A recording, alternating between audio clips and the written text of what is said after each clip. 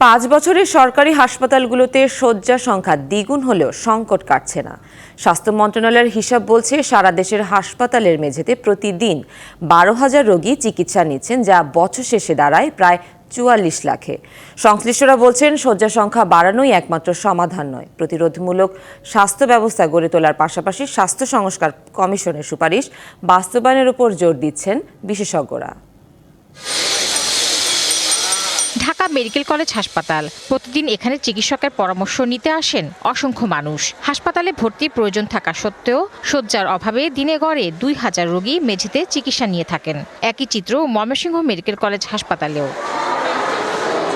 স্বাস্থ্য অধিদপ্তর এবং স্বাস্থ্য ও পরিবার কল্যাণ মন্ত্রণালয়ের তথ্য বলছে, গত 5 বছরে হাসপাতালে সাধারণ শয্যা সংখ্যা 35,000 থেকে প্রায় 72,000 হয়েছে। জেলা সদর হাসপাতাল 50 থেকে 250 শয্যা এবং উপজেলা স্বাস্থ্য কমপ্লেক্স 10 থেকে বাড়িয়ে 50 শয্যায় উন্নীত করা হয়েছে। কিন্তু রোগীর চাপে বিভাগীয় মেডিকেল কলেজ হাসপাতালে গড়ে 1,500 রোগী এবং অন্য মেডিকেল কলেজ হাসপাতালগুলোতে গড়ে 1,000 রোগী মেঝেতে চিকিৎসা নিয়ে থাকে। 4 গুণ শক্তিশালী এনজাইম ও অধিক ফেনা সমৃদ্ধ অরিক সিলভার ওয়াশ মাত্র 70 টাকায়। এমন পরিস্থিতিতে রোগী ও রোগীর আত্মীয়রা সংক্রমিত হচ্ছেন নানা জীবাণুতে।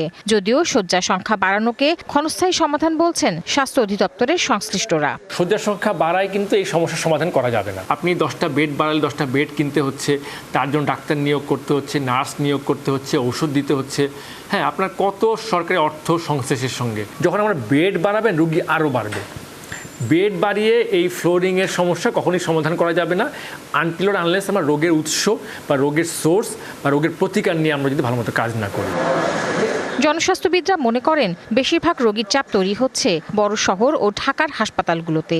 এজন্য অন্তর্বর্তী সরকারের গঠন করে দেওয়া স্বাস্থ্য সংস্কার কমিশনের সুপারিশ অনুযায়ী রেফারেল পদ্ধতি অনুসরণের পরামর্শ দেন তিনি। আমাদের উপজেলা হেলথ কমপ্লেক্স খালি পড়ে থাকে, ডিস্ট্রিক্ট হাসপাতালে তেমন ভিড় হয় না, আইসা ভিড় হয় সব ঢাকা মেডিকেল কলেজ, ঢাকাতে যত বড় বড় হাসপাতাল আছে সবগুলোতে। তো সেইখানে রেফারেল সিস্টেমটা চালু করতে হবে। রেফারেল সিস্টেমটা খুবই কার্যকর। রেফারেল স্লিপটা না দিলে পরে ঢাকা মেডিকেল কলেজ আসলেও রুগী ভর্তি করবে না। একটা কম্প্রিহেন্সিভ পরিকল্পনার মাধ্যমে এটা সম্ভবপর। প্রতিরোধমূলক স্বাস্থ্য ব্যবস্থা ও প্রাথমিক সেবায় জোর দিতে হবে বলেও মনে করেন এই জনস্বাস্থ্যবিদ। সেই জন্য যে প্রাইমারি হেলথ কেয়ার। তাহসিনা জেসি, ডিবিসি নিউজ, ঢাকা।